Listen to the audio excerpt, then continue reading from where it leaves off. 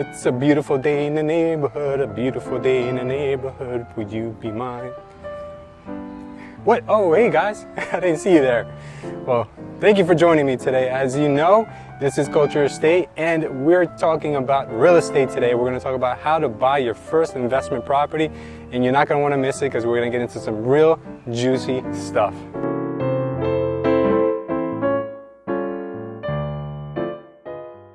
I have some elderly parents, and about 10 years ago when I started to get serious about my investing, my parents were getting older, up there in age, and my dad, my mom, they wanted to retire, but they didn't have enough money, and I didn't really have enough money to retire them either. So what I did was I took pretty much everything I had saved up until that point, and my parents had a little bit of money saved up too, and we went in on it together, half and half, and there was no room for error. There was no margin for error, because if we didn't succeed in finding the right property, it would have just put them further behind being able to ever retire. So we got to it. I found a property, thank God I found a good property in Elizabeth. It was a multi-family, and myself, my brother, and my dad, we went in there and we did everything we had to do. We fixed that place up from top to bottom. We put it on the market and we got a really good price for it. We ended up selling it for $330,000, and I was able to walk away with $30K, gave my dad $30K, and gave my brother $30K. So it was such a home run for us.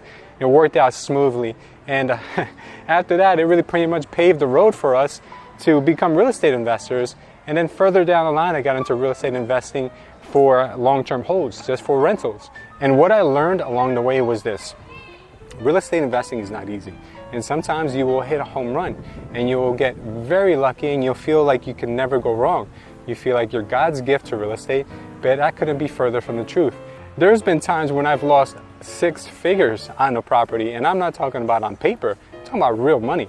So you don't always win in real estate, but I found a way to limit your losses, and that's what I'm going to teach you today: how to limit any potential losses by treating properties as rental investments instead of treating them as flips. By the way, have I mentioned how much I love living here in Florida? If you guys haven't realized that yet, I just moved down here not too long ago.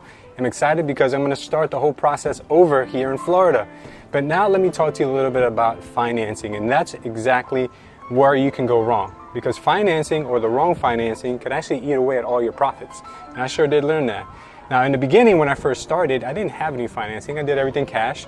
And it's funny how sometimes you make a full circle. What I mean by that is that I wasn't given any credit when I first started, so we had to do everything cash. And then I started building credit, and I started getting all these banks giving me loans. And what did I learn? I learned that those loans would eat away at my profits big time. Lenders never lose, but you, on the other hand, you can lose big time. So what I want to do right now is I want to give you your options for financing.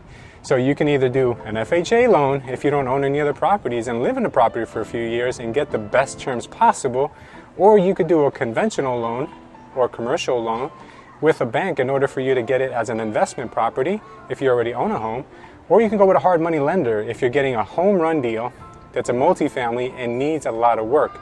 Because if you don't buy a multifamily and you're buying a single family, you could actually do that with Freddie Mac's program, and it's only 15% down with great rates. So we're going to get into a little bit of the financing options right now. I'm not going to bore you to death with it, but let's go ahead and jump right into it. Okay, so what I want to show you right now is how to calculate how much of a house you can actually get a loan for. So for this example, we're going to show somebody who makes $60,000 a year, and we're going to divide that by 12 and give us $5,000 per month. Then what we're going to want to do is find out what our debt to income, or DTI, is. So a mortgage lender that's going to give you a loan, whether if it's FHA or conventional, is going to vary somewhere in DTIs between a 45 to about a 57% back ratio on your debt to income. What that means is they don't want to see you spending more than about 50% per month on your mortgage payment and all of your expenses that show up on your credit report. So if we know that we're only allowed 50%, then that means we can divide $5,000 a month by 50, or multiply it by 50%, and we'll get with $2,500 per month that we're allowed to spend on our mortgage and our expenses. So let's say we backtrack our expenses right now. Let's say we have a car that's $300. We have credit cards that are $200 a month that are minimum payments. We have student loans that are $100 a month. Now, quick side note, if you've got 10 or less payments left on your car loan, not your lease, but on your car loan, you don't have to factor it into your DTI. Credit cards, you only have to take your minimum payments, not what you send out every month. And for student loans, if they're in deferment, you will still have to factor a percentage of those for your monthly payments. Talk to your loan officer, he'll tell you how much to factor. So that leaves us, if we take out these expenses, with about $1,900 a month. That's when we subtract $600, which is our total expenses here, from our monthly income of $2,500. We take away the $600, we're left with $19. Now we have to figure out what our PITI is: principal, interest, taxes, and insurance. The way we do that is the following. If we're going to buy a multifamily house, let's say it's a 2-family, and the other unit is bringing in $1,000 a month in income. What we have to do is then take a percentage of that. FHA allows you to use 75%, so we'll multiply the $1,000 in rent by 75%, and we'll get $750 per month. Now we can take this $750 per month and we can factor it back into our monthly income.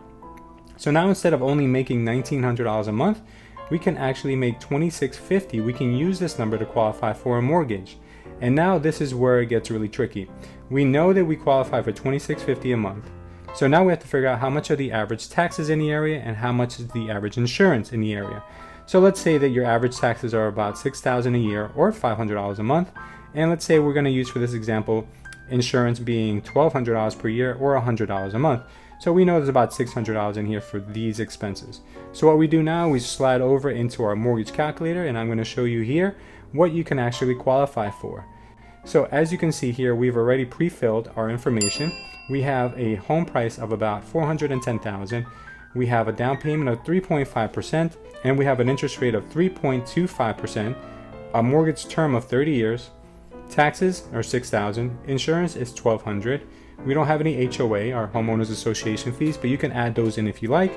And we're going to use 1% for mortgage insurance. Mortgage insurance is the extra payment you have to make monthly when you don't put down 20%, or you take out an FHA loan and only put 3.5% down. So just leave that at 1% if you're not putting down 20%.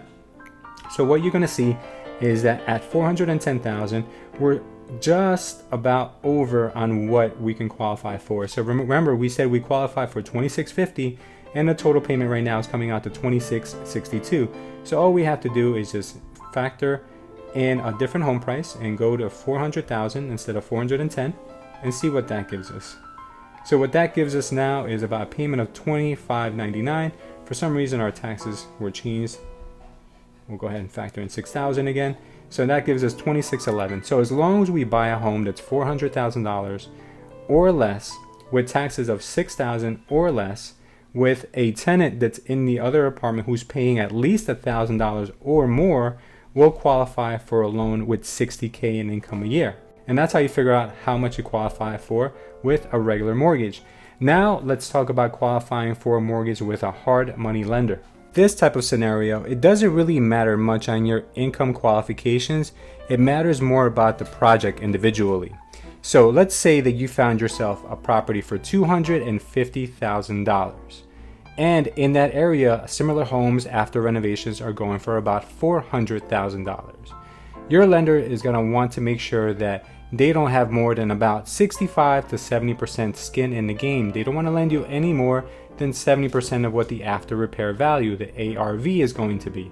So that means that they'll max loan you $280,000. That is the maximum that they'll give you on that project. But now we have to figure out how much money do you have to put in. So if the property is $250K, most lenders are going to want you to put down 20%, especially if it's your first project. They may even ask you for more. Once you've built a relationship with a lender, they might go down as low as 10% or maybe even less. But let's just say 20% for this example. That's about $50,000. So that means your base loan amount is going to be about $200,000. So remember the max loan amount they gave you of $280,000. We're going to subtract the $200K that you already have here as a base loan, and that leaves you with about $80,000, and you can use towards your construction. This is going to be the maximum construction that they're going to lend you. They'll lend you about 70 or 65% based on the ARV, but they want to make sure that also they don't lend you more than $80,000 for construction, because in total they don't want to be past the $280,000 max loan amount. So what happens then is that you have to make sure that the construction that you're going to use on that property isn't going to be more than $80,000. And if it is going to be more than $80,000, that money is going to end up coming out of your pocket. Not a very difficult scenario to figure out, but what they do require you to have is basically some decent credit, about a 600 plus credit score. Most lenders want that.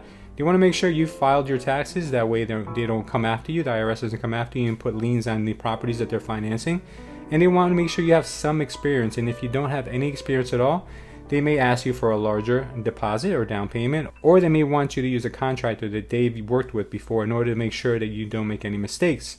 Then you have to figure out some way of exiting that loan within 12 months, because after 12 months, they want their money, or you're going to have to pay for extension fees, which may cost you another 1.5 based on the original loan amount. So the best way to exit out of these loans are either with a commercial loan, which you can get from a local lender, or you can talk to your broker and they can get you a Fannie or Freddie Mac loan.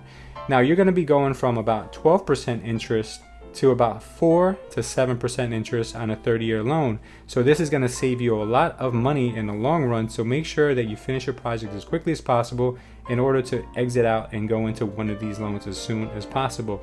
Now I'm going to show you how much money you're going to pay per month. So with a hard money loan, we know that the maximum loan amount they're going to give us is $280,000. So all we have to do is find out what our monthly payments are going to be by multiplying that by the interest rate. Let's say the interest rate is 12%. That gives us $33,600. Then we divide it by how many months are in a year, by 12, and then we get $2,800 per month. That's going to be our monthly obligation. But keep in mind, that's interest only payments. You're not paying down the loan with these types of mortgages, but they're only meant to be for 1 year only. And in 1 year, you usually don't pay down any principal anyway. So good luck with this, and make sure you don't keep them for too long. Okay, now that we know how much we're qualified for, the next step is to find the right property for us. And the easiest way to do that is to use the MLS. Now, if you don't have access to the MLS, well, you're in luck. I run a national team, and if you want to get your real estate license so you can use the MLS and then list your own properties and save a ton of money, well, message me down below, or you can visit the site that's in the description. Now you're ready to find yourself a knockout deal. So stay tuned for part 2 of this series where I teach you how to navigate the MLS, but not only that, I also teach you how to find off-market properties. So don't miss it, and I'll see you there.